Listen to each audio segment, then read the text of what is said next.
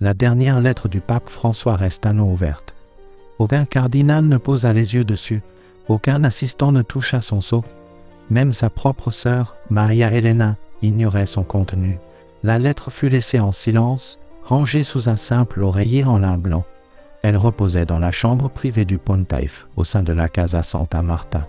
Le fait le plus étonnant était son destinataire prévu. Ce n'était pas une lettre destinée aux yeux humains. Une seule créature connaissait son existence, Balthazar. Balthazar était un chien de race croisée. Son regard possédait une profondeur tranquille, un silence rappelant celui d'un moine. Il avait été le compagnon fidèle du pape, restant à ses côtés jusqu'à son tout dernier souffle. Le matin suivant le décès du pape, François jeta un silence sombre sur le Vatican. Un deuil profond s'installa dans l'air, ponctué seulement par les murmures étouffés des prières. Dans cette quiétude, Balthazar entra dans la pièce vide. Il n'explora pas les meubles avec son museau, il ne laissa pas échapper un seul aboiement. Son chemin fut direct, le menant droit au lit. Lentement, délibérément, il grimpa sur le matelas. Il poussa son museau sous l'oreiller familier. Là, niché entre le tissu doux et l'odeur persistante de son maître bien-aimé, il la trouva. L'enveloppe. Il se coucha sur la lettre, et puis, il pleura. Ses larmes étaient silencieuses, une expression profonde de chagrin. C'était comme s'il comprenait instinctivement que ce simple morceau de papier contenait quelque chose de bien plus significatif que de simples mots. Il contenait un adieu, un dernier au revoir que son cœur loyal n'était pas encore prêt à accepter. Dans les derniers jours de la vie du pape François, l'accès à l'intimité tranquille de sa chambre de repos était strictement limité. Massimiliano, l'un des infirmiers traitants, raconta un moment poignant. Un soir, juste avant que le sommeil ne gagne le Pontife, François parla d'une voix basse et frêle. « Quand je mourrai, instruisit-il doucement, il y a une lettre. Ne laissez personne la toucher. Seulement Balthazar. » À l'époque, Massimiliano envisagea la possibilité qu'il ne s'agisse que d'une touche de délire, une pensée vagabonde fréquente en fin de vie. Cependant, le matin où le Saint-Père partit, tout en rangeant discrètement le lit, l'infirmier découvrit l'enveloppe. Elle ne portait aucun nom, seulement le symbole simple, dessiné à la main de saint François d'Assise esquissé dans un coin. Se rappelant l'instruction spécifique du pape, Massimiliano laissa la lettre précisément où il l'avait trouvée, respectant le dernier souhait. Dans les jours qui suivirent, Balthazar perdit l'appétit. Il refusa toute nourriture, même sa friandise la plus chère, un biscuit spécial subtilement parfumé à la lavande. Il se détourna de chaque offrande. Ses journées se passaient à côté du lit désormais vide, son regard fixé invariablement sur l'oreiller. Il s'asseyait comme en veille, attendant peut-être que son maître réapparaisse pour prononcer les mots familiers. « Viens, allons faire une autre promenade. » Une vague d'intrigue discrète ondula à travers le Vatican. L'existence de la lettre, désignée pour le chien seul, était une source de douce curiosité. Pourtant, une révérence tacite l'entourait. Personne n'osait la déranger. Il semblait que cet acte final du pape était sacro-saint, réservé à une forme unique de communication, un dialogue destiné uniquement à deux âmes entrelacées par un lien qui transcendait le langage. Les religieuses chargées de nettoyer la chambre du pape observèrent le comportement de Balthazar avec une tendre douceur. Elles notèrent comment il choisissait constamment de dormir à l'endroit exact sur le lit où François avait l'habitude de poser sa main pendant la nuit. C'était un espace précis, dédié, presque comme si le chien gardait la chaleur résiduelle, la présence persistante, l'esprit même de son ami disparu. Des murmures commencèrent bientôt à circuler dans les couloirs feutrés de Santa Marta. Des spéculations surgirent sur le contenu de la lettre. Pouvait-elle contenir une révélation finale et surprenante, un acte profond de pardon, peut-être un secret longtemps gardé remontant aux premières années du pape à Buenos Aires? Pourtant, ceux qui avaient connu François intimement comprenaient sa nature. C'était un homme défini par la simplicité. Ces derniers mots n'étaient probablement pas conçus pour un effet dramatique. Ils seraient destinés au réconfort. Et peut-être était-il dirigé vers l'unique être qu'il avait toujours compris le plus complètement, même sans le besoin de langage parlé. Un matin, avant l'aube, une caméra de sécurité interne captura une scène inhabituelle. Balthazar fut vu entrant seul dans la chapelle privée. Il marcha calmement vers l'avant et s'assit directement devant l'autel. Pendant 20 minutes, il resta parfaitement immobile. Il ne changea pas de position. Il ne fit aucun bruit. Ses yeux étaient grands ouverts, alertes, comme s'il écoutait attentivement quelque chose d'imperceptible aux oreilles humaines. À l'intérieur des murs du Vatican, la lettre commença à acquérir un nom unique, la lettre invisible. C'était la lettre qui ne pouvait être que ressentie, pas lue au sens conventionnel. Ce surnom ne fit qu'approfondir le mystère environnant. Pourquoi le pape composerait-il une lettre destinée à ne jamais être ouverte et lue par des yeux humains? Mais peut-être était-ce précisément l'intention. Une communication conçue non pas pour l'interprétation visuelle, mais pour le cœur et même pour l'odorat. En effet, chaque fois que Balthazar s'approchait de l'enveloppe, inhalait son odeur, sa réaction était palpable. C'était comme si chaque arôme subtil évoquait des souvenirs vivaces. Une promenade tranquille dans les jardins du Vatican, un après-midi calme passé à l'intérieur pendant une averse, le doux réconfort d'une étreinte familière. Cela devenait de plus en plus clair, la lettre contenait l'adieu le plus personnel imaginable, un au revoir transmis sans mots, car les formes les plus pures d'amour les rendent souvent inutiles. Les origines de Balthazar étaient humbles. Il n'avait pas été acquis auprès d'un éleveur prestigieux ni adopté d'une organisation de sauvetage à la mode. Il ne se vantait d'aucune lignée noble, ni n'avait reçu de formation spécialisée au sein de murs monastiques. Balthazar fut simplement trouvé découvert, grelottant et trempé par un après-midi turbulent et orageux. Il n'était guère plus qu'un chiot alors, avec de grands yeux expressifs et une fourrure désespérément emmêlée et couverte de boue. L'une de ses pattes arrière était clairement blessée, lui causant de la douleur. Sa sauveteuse était sœur Geneviève, une religieuse française dont la vie était consacrée à prendre soin des enfants des rues et des animaux abandonnés. Elle servait en mission en Argentine à l'époque. Apercevant la petite créature tremblante blottie parmi des sacs poubelles débordants, sa compassion fut instantanément éveillée. Elle n'hésita pas, elle le ramassa doucement et le ramena à la sécurité du couvent. Là, elle nettoya méticuleusement sa patte blessée et lui donna patiemment du lait chaud pendant plusieurs jours, le soignant jusqu'à sa guérison. Le nom qu'elle choisit pour lui, Balthazar, était plutôt unique. Elle expliqua son choix en disant que le regard du chiot semblait ancien, comme s'il avait déjà entrepris un long et ardu voyage, comme l'un des rois mages, remarquait-elle souvent avec un doux sourire. Plusieurs mois passèrent. Entre-temps, Georges Bergoglio était devenu le pape François et résidait au Vatican, bien qu'il maintint un contact régulier avec sœur Geneviève. Lorsque la religieuse visita finalement Rome, elle amena Balthazar avec elle. En entrant dans la Casa Santa Marta, le chien fit preuve d'un calme remarquable. Il n'aboya pas et ne montra aucun signe d'anxiété dans cet environnement inconnu. Au lieu de cela, il marcha avec une détermination tranquille directement vers le pape François. Il s'assit respectueusement devant le pontife et leva les yeux, rencontrant directement son regard. La connexion fut immédiate, indéniable. Ce fut un moment de profonde reconnaissance, comme si deux âmes destinées à se rencontrer s'étaient enfin trouvées après des années de recherche. À partir de ce jour, Balthazar fut inséparable du pape François. Les sévères gardes suisses s'habituèrent rapidement à la vue de la petite ombre à quatre pattes suivant fidèlement sa sainteté à travers les couloirs historiques. Balthazar s'asseyait souvent discrètement sur les bancs en bois pendant les offices dans la chapelle, et il attendait fréquemment avec une patience tranquille juste devant les portes pendant les réunions officielles. Il devint sans heurts une partie intégrante de la vie quotidienne du Vatican. Un gardien discret et invisible, bien qu'aimé par beaucoup au sein du Saint-Siège, son cœur appartenait entièrement à une seule personne. Chaque matin, le pape François avait un rituel. Il lisait à haute voix des passages de l'Évangile. Son public n'était pas les cardinaux assemblés ou les évêques en visite, c'était Balthazar. Parce qu'il écoute avec son cœur, expliquait simplement le pape à quiconque s'enquérait. Pendant les heures calmes de la prière du soir, le chien se couchait paisiblement à côté du pape, les yeux doucement clos, presque comme s'il se joignait à la dévotion. Son endroit préféré pour dormir était au pied du lit du pape, toujours exactement au même endroit, le transformant en son propre autel personnel et sacré. Il n'était pas rare que des prêtres murmurent entre eux que Balthazar semblait posséder une compréhension plus profonde de la liturgie que certains participants humains. Un hiver particulièrement rude, Balthazar tomba gravement malade.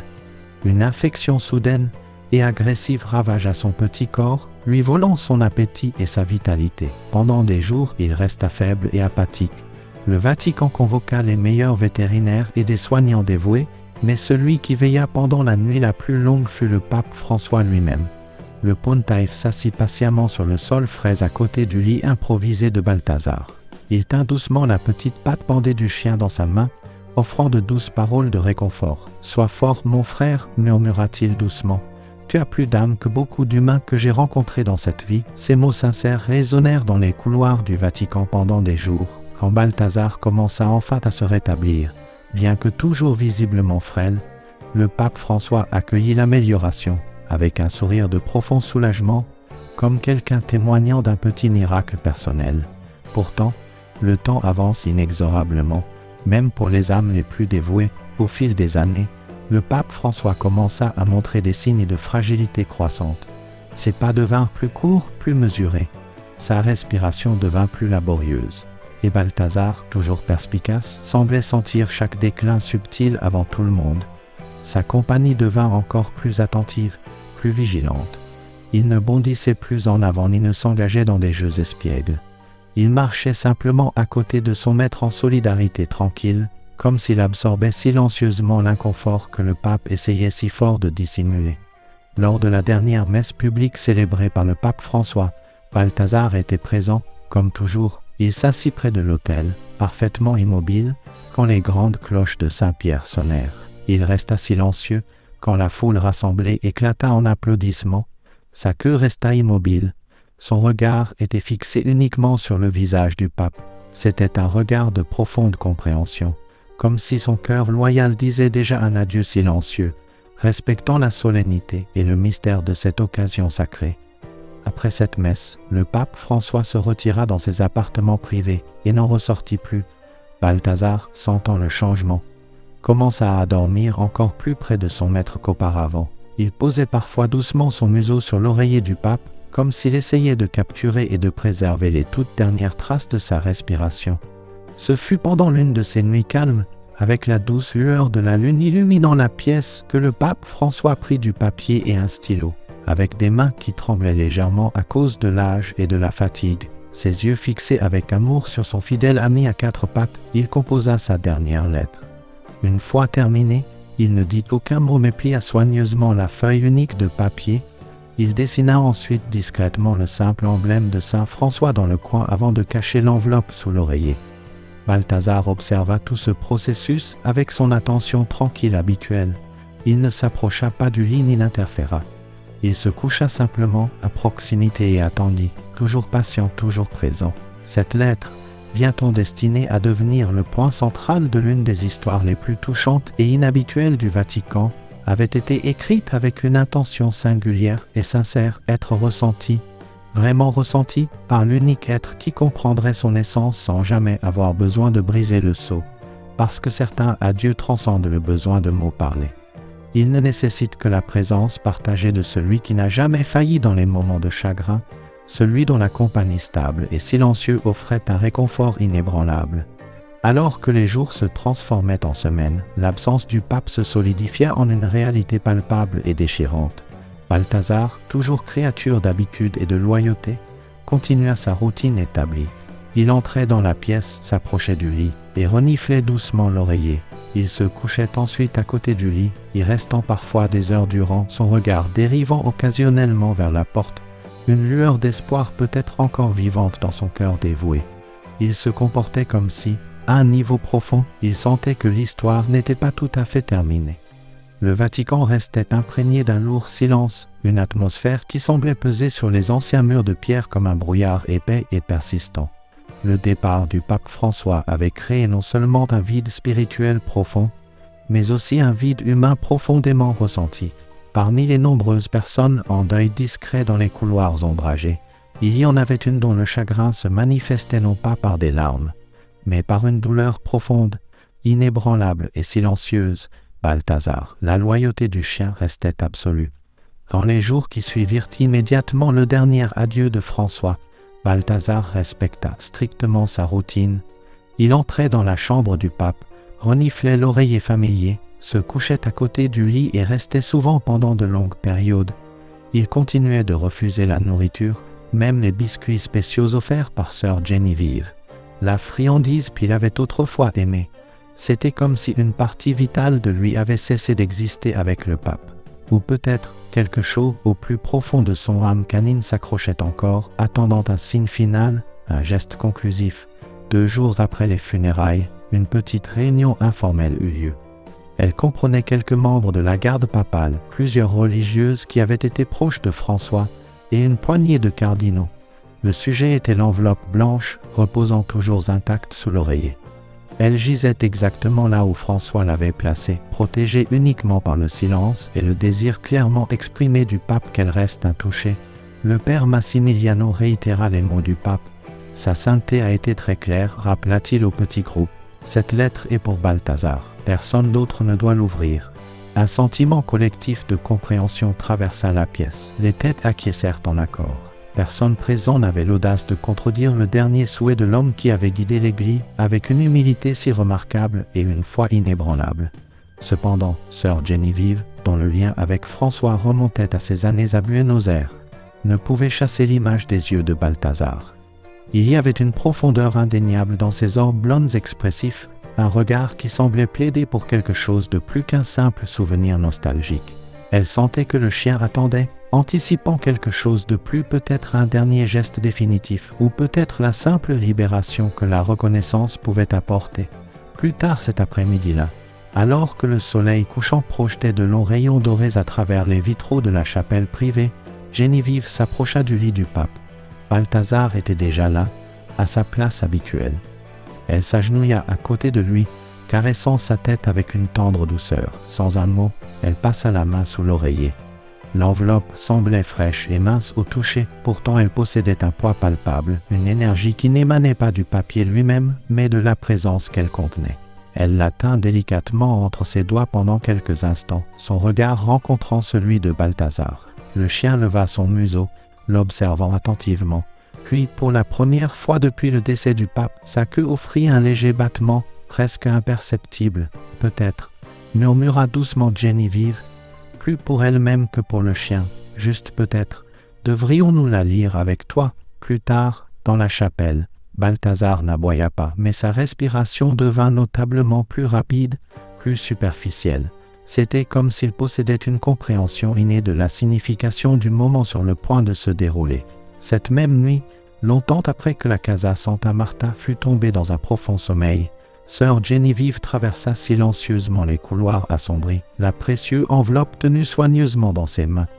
La seule illumination provenait de la lampe du sanctuaire brûlant régulièrement dans la chapelle latérale, une flamme solitaire vacillant courageusement au milieu de l'obscurité envahissante du deuil.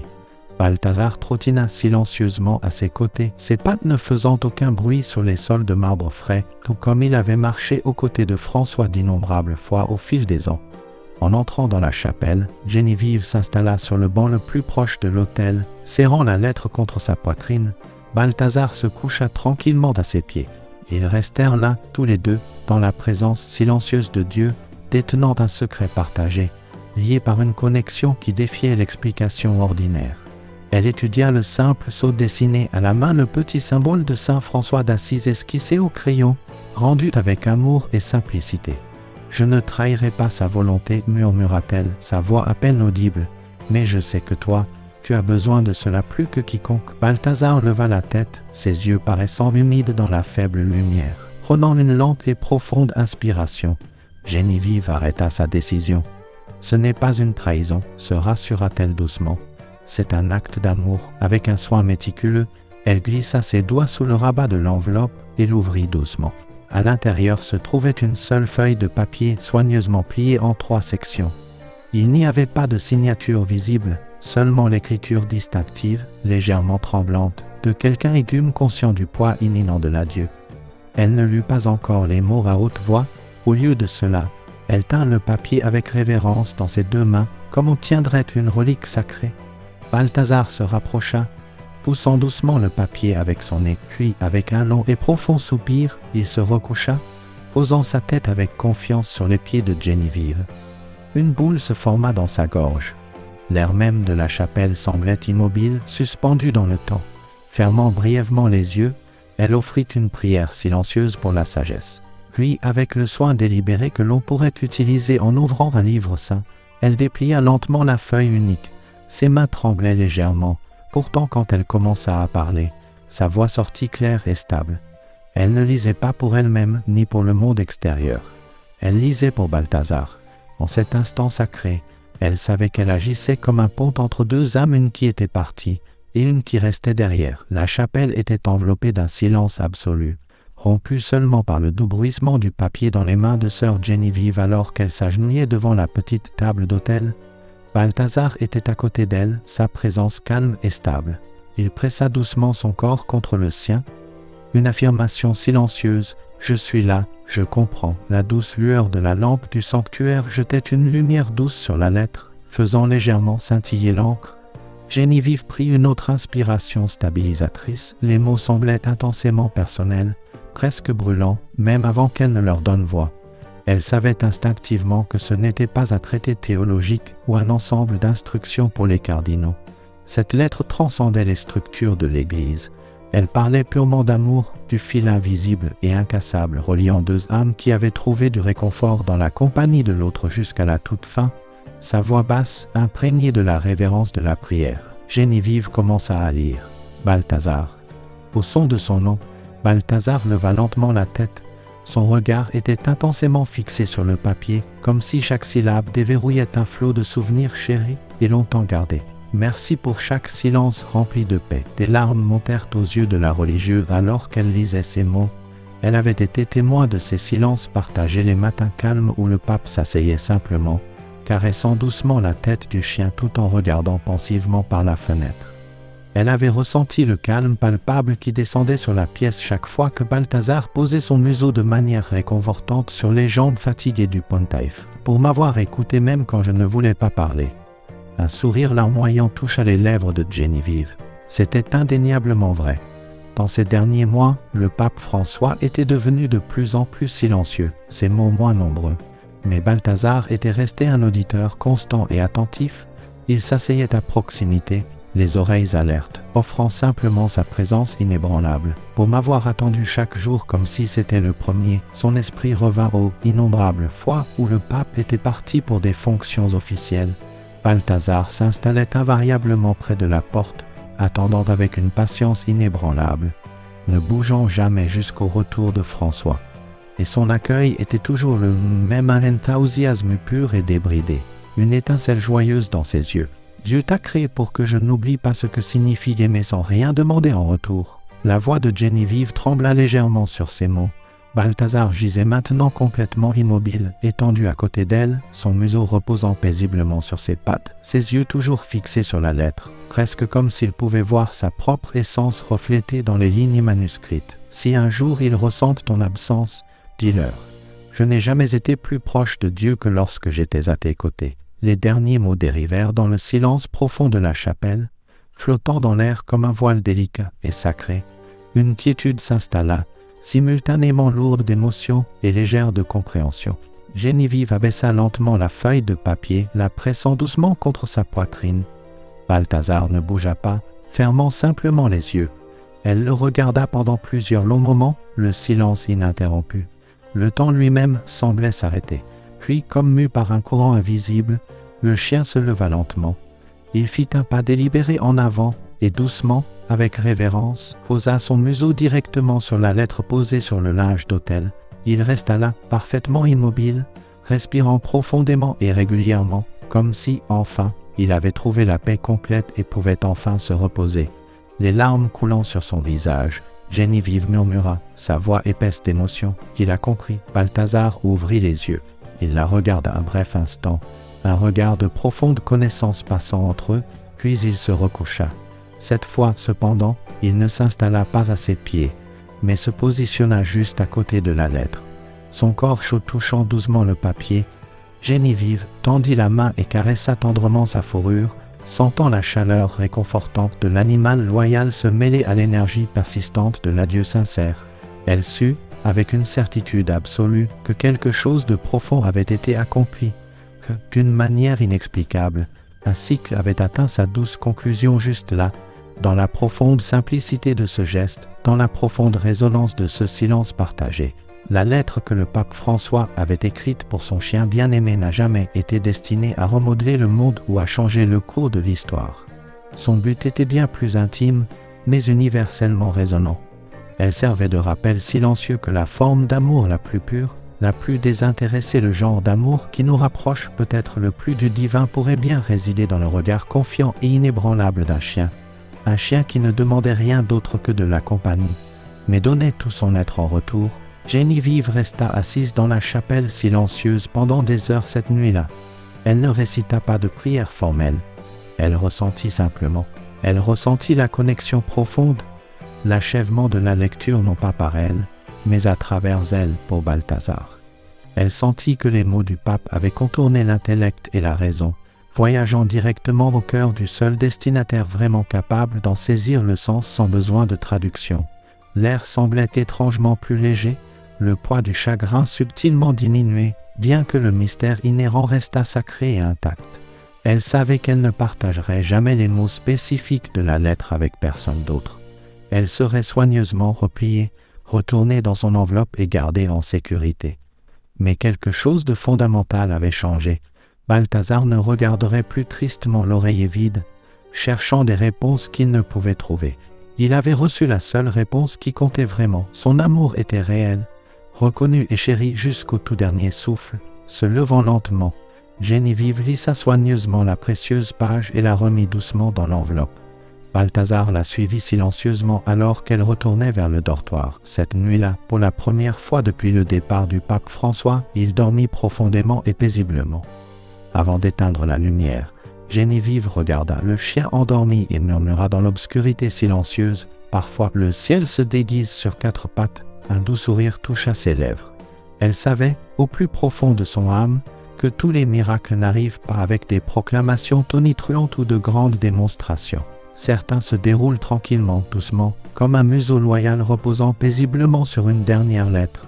Et contenu dans ce simple morceau de papier chargé d'odeur se trouvait peut-être l'ultime leçon du pape François, une leçon qui ne nécessitait ni chair, ni sermon. Car ceux qui aiment vraiment n'ont pas besoin de convaincre les autres.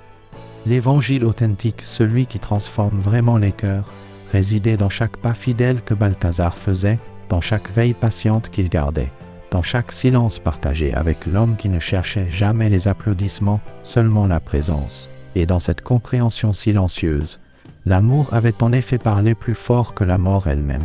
La lettre écrite pour être ressentie plutôt que lue avait accompli sa mission sacrée, assurée que l'amour perdure.